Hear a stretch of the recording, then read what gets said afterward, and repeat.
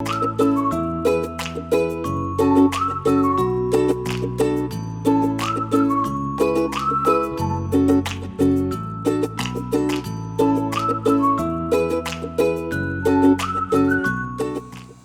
días, mi nombre es Carlos Pierangeli,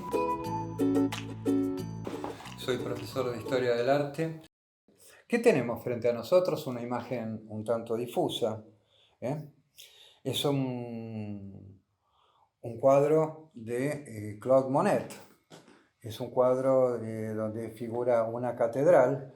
Esta figura aparentemente no parece verdaderamente una fotografía, pero justamente los valores de esta pintura no están centrados en el sentido realista, sino fundamentalmente en la idea de la luz. Así es como comienza el cambio en la historia del arte en la modernidad, bajo esta titulación de especie de vanguardia estética que se denomina impresionismo, donde se da fundamento absoluto a la luz y donde se acumulan una cantidad de pintores y gente que enfrenta el academicismo pictórico que venía del siglo XIX, entre ellos Claude Monet, quien pintó esta pintura. Así como está Claude Monet, acá está Camille Pissarro. Acá vemos que, por ejemplo, hay una imagen que es un tanto menos difusa, pero justamente, así como se lo llamó impresionismo, la idea del impresionismo es dar una impresión de lo que se está viviendo. Es como si le agregáramos al sentido de la realidad una especie de oxígeno. ¿Qué es lo que probablemente atacaban del academicismo? Aquello que por el arte no tuviera vida. Luego de esto va a comenzar una verdadera carrera en la historia del arte sobre el purismo en el arte. Es decir, algunos que, dejándole de dar importancia a la luz, le darán importancia al color, otros que le darán importancia a la forma, otros que le darán importancia a los argumentos que se van a tratar. Son importantes y distintas versiones de lo que es la vanguardia estética en el siglo XX. Y en todo caso,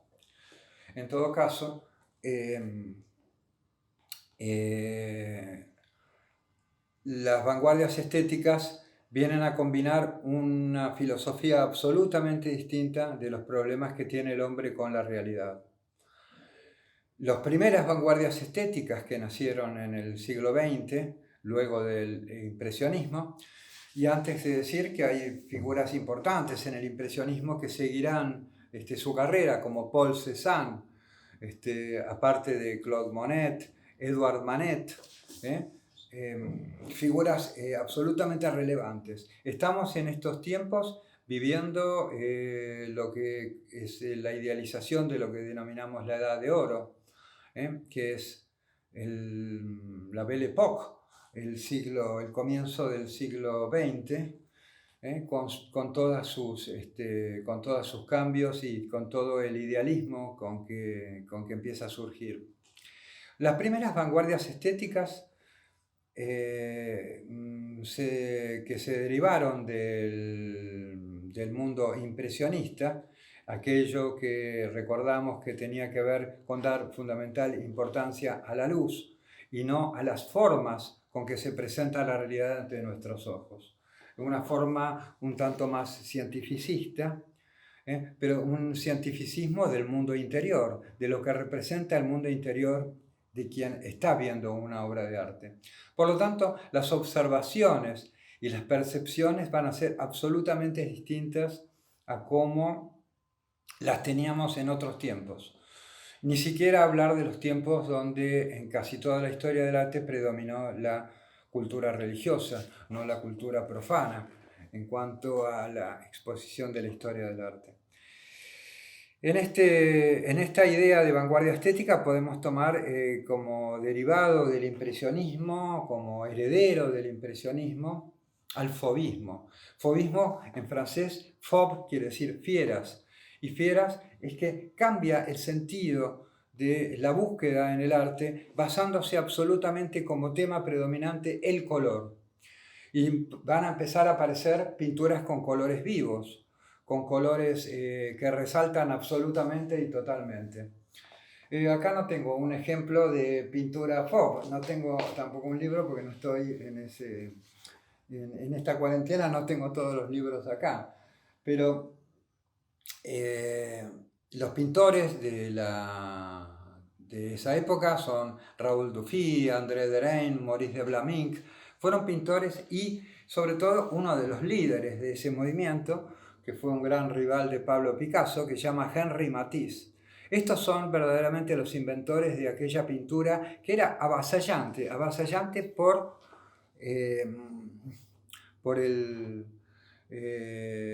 lo chocante que era el colorido, por eso también se le llamaba fieras.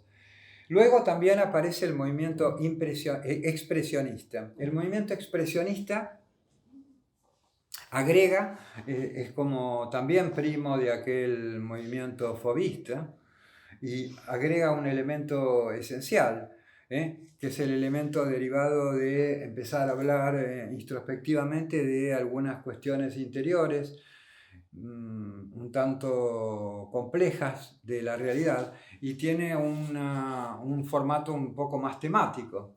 Vamos a ver un cuadro, este cuadro lo tenemos a mano, de la pintura impresionista. Este es considerado una de las obras fundamentales del impresionismo, El Grito, de Edvard Munch, un pintor noruego. Es la obra, digamos, bisagra de la época del expresionismo. Y sobre todo porque el expresionismo empieza a surgir como un movimiento donde se agrupan ciertas personas como en un determinado movimiento que se llamó el Jinete Azul, donde formaron parte Eduard Kandinsky, entre ellos también Edvard Munch y varios pintores que fueron esencia fundamental en otros movimientos de vanguardias estéticas, hasta Joan Miró mismo, que luego formará parte del surrealismo. Es una etapa muy convulsionada. Hay algunos también pintores que si bien no formaron parte de ese movimiento, tenían la misma característica de la pintura, de pintar cuestiones que refieren al mundo interior, en muchos casos a los sueños, y en este caso el sueño del expresionista es la pesadilla. Saben que el expresionismo tuvo también derivado en el cine, se lo denominó expresionismo alemán, y tuvo su representante en Robert Wiene con la película El gabinete del doctor Caligari. Quiere decir que fue un movimiento que tradujo algo que iba a venir en estos tiempos y que tuvo que ver, tomó cada vez mayor importancia, sobre todo en los tiempos de la entreguerra. En la entreguerra estamos hablando desde 1918 hasta que se empieza a gestar los temas de la Segunda Guerra Mundial. Otro de los movimientos importantes de los comienzos del siglo es el cubismo. Y en el cubismo tenemos una de las figuras principales. El cubismo tiene como un importante, cuadro bisagra que se llama la Mademoiselle de Avignon. No sé si la tenemos acá. Bueno, ahí las tenemos. Ahí lo podemos ver. Mademoiselle de Avignon de Pablo Picasso. Alguien dice que puede ser el primer cuadro cubista, pero es quizás el cuadro más representativo de este movimiento. Este movimiento nació de una determinada forma. Nació, como se denomina el cubismo, como cubismo analítico. El cubismo analítico se diferencia de otro, que es el cubismo sintético, donde los colores son en el cubismo analítico difusos. La figura tiende a deformar el sentido de la realidad, a que no sea interpretable como un hecho, digamos, tangible. En cambio, el cubismo sintético no. El cubismo sintético le da más prioridad a la imagen. Aparecen también los collages en la época del cubismo sintético, y aparece también una idea de más depurado color, y los colores empiezan a tener mucha más vida. Este es el cuadro que es un eje fundamental, muy personal, entre las figuras que tomamos, digamos, del cubismo, más allá de Pablo Picasso. Lo tenemos a Georges Braque, que fue un compañero, digamos, de todos esos tiempos de Pablo Picasso. Aunque Pablo Picasso no solamente formó parte de este movimiento, Pablo Picasso, cuando comenzó a pintar, parecía una pintura impresionista, los primeros cuadros, parecidos a las últimas etapas de Toulouse-Lautrec. Luego empezó con la pintura azul y rosa, hasta derivar en estas etapas, cubismo analítico, sintético y esto, que tiene como una especie de denominación de cubismo expresionista. De este tipo de cubismo nace también un cuadro importante en la historia del arte, que se llama el Guernica.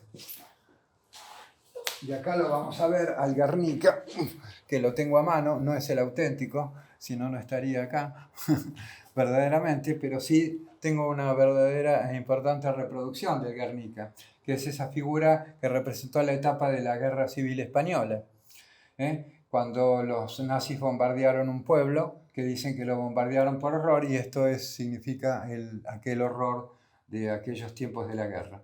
Bueno, me parece que me estoy excediendo en el tiempo, pero bueno, quiero decir también que Pablo Picasso, para hacer este trabajo, ha hecho infinidad de bocetos, tanto de este toro que estamos viendo acá, del caballo.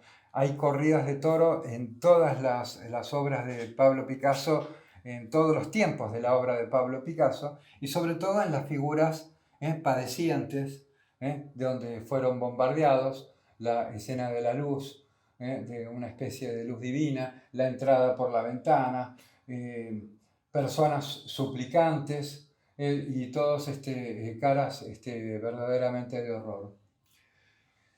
Esto habla de que el arte tiene una especie de visión avisora de lo que ha ocurrido, así como en el expresionismo iba a hablar de lo que iba a pasar en Alemania en los tiempos del nazismo.